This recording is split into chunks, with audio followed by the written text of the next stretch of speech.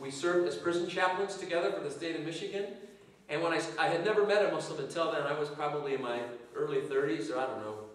You do the math, okay? But anyway, I started to become attracted to Islam, and I found that over the years, over the last 20 years, I've had some Muslim mentors, some Muslim big brothers and big sisters, and they've helped me to learn Islam and helped me to see how it complements my Christianity.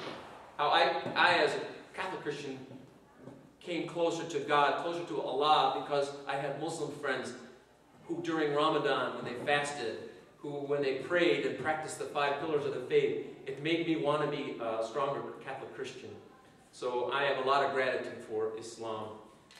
And so when someone messes with Muslims, or they desecrate a Quran, you know, I take issue with that, because I come to know that Islam is, you know, I don't want to even patronize or be trite, but this is one of the world's greatest religions. So you would say it's the world's greatest religion, but as a non-Muslim, I say this: don't mess with my Muslim friends in Islam. So we spend a lot of times taking it on, and a lot of people come up to me and try to trick me and say, why are you friends with Muslims, and don't you know? And I bring it on. I said, bring it on. Let me tell you about the people I have been in relationship with, right? It's about relationships. So with that as a background, I'd say the state of affairs today. Hello, Harris. Assalamu alaikum. Another good smile for us. I think there's good news and bad news. Certainly when you read the latest Gallup poll, which you can download all this from the Detroit News, there's a little section on religion. The good news is that Muslims in America have a much more positive outlook on life than Muslims in predominantly Muslim countries.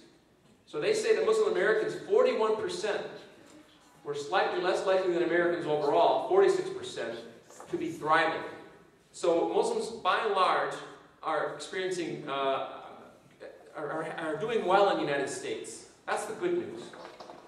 The bad news is there are plenty of bigots in this country.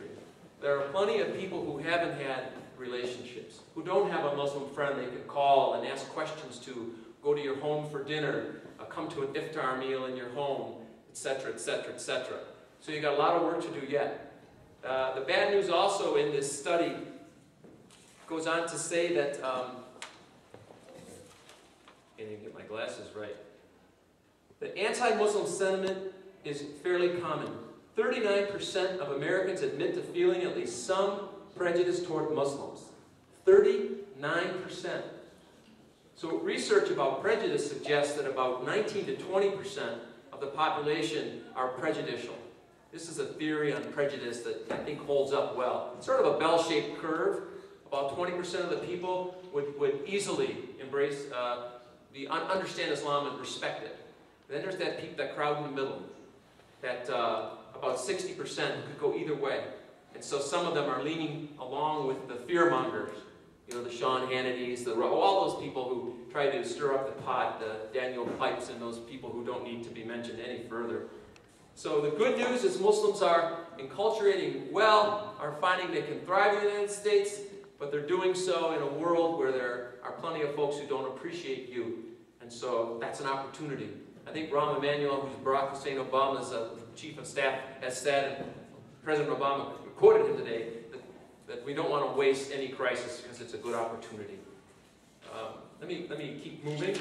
I would say that the United States doesn't have a clue, I don't think, how much they need Islam, how much we need Muslims in this country, how much people, when they practice Islam, how much they purify, how much you help this country with the values of Islam. I mean, I really believe, honestly believe that. I'm about a 3-pillar Muslim. I'm not quite there yet, but from being in the company of Muslims who are practicing the faith, fasting, praying, doing charity, really the formula put forth in Islam is, when it's practiced, it flourishes. And this country needs Muslims more than they know. You know your relationship to Christians and Jews. They're people of the book. They don't know that relationship. Christians know their relationship to Jews because we share a book together. I mean, organically. I mean, that book is the Hebrew Scriptures. Also, Christians call it the Old Testament, but I don't think that's very respectful. But the Hebrew Scriptures are part of this Christian canon, Christian text. Jesus himself, peace be upon him, was Jewish. So Christians understand their relationship to Jews, right? The Jews don't understand their relationship to Christianity, really. Jesus is your story. He's not our story. Some Jews will respectfully speak of Jesus, peace be upon him, as a holy man. One rabbi, Daniel Mack, said Jesus was drunk in love with God. Interesting way of describing it. But for most Jews, Christians are not their story. So it doesn't matter to them that we say, we love the Hebrew Scriptures, we love the prophets, Isaiah, etc. We cannibalize or we draw. I mean, much of the Christian teachings and social justice is built upon Hebrew Scriptures. That doesn't flatter them at all. They have already made their mind up. You are some foreign group. And the fact that Christians believe they have completed Judaism, Jesus, peace be upon him, said, I have not come to abolish the law, but to complete it. So many Christians look upon Jews as they don't quite have it yet. They don't have Jesus. And I want to say that Jews are insulted by that. This is just our story as Christians. And it was only when a Muslim was looking down his nose at me that I don't quite have it yet. That this is how the Jews may have felt when the Christians looked upon them as not quite there yet. And most Muslims have received me with great hospitality and haven't tried to convert me or in any way disrespected my faith. And I don't think those who have done it maliciously. They just haven't had an opportunity to understand how you don't want to offend a Christian. Right?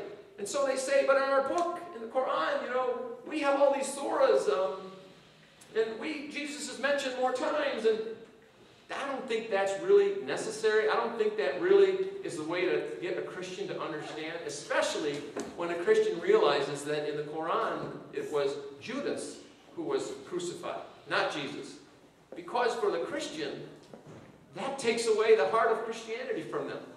So, probably not best to go there, but to the essence of what you have in common. So, as we work with the Children of Abraham play, the Jews and Christians think it was Isaac, and the Muslims say, no, it was Ishmael, the sacrifice. But it's easy, I think, in that case, to get to the essence of that story. The fidelity of Abraham, God's intervention, and one God. It works. So I think it's important to get to what we have in common. Right? I think that there's a lot we have in common. The Gallup poll went on to say, let me just share with you, common values among Muslims and Americans. Have you guys read this yet? Imam and Dawud probably, but it says Americans and Muslims share common values, such as a high regard for liberty and equality. The most frequent response among Americans, a near majority of 48%, when asked what they admire most about Western culture, is a fair political system, respect for human values, liberty and equality. So we have aspirations in common, values in common. Let me find my notes here. Let me go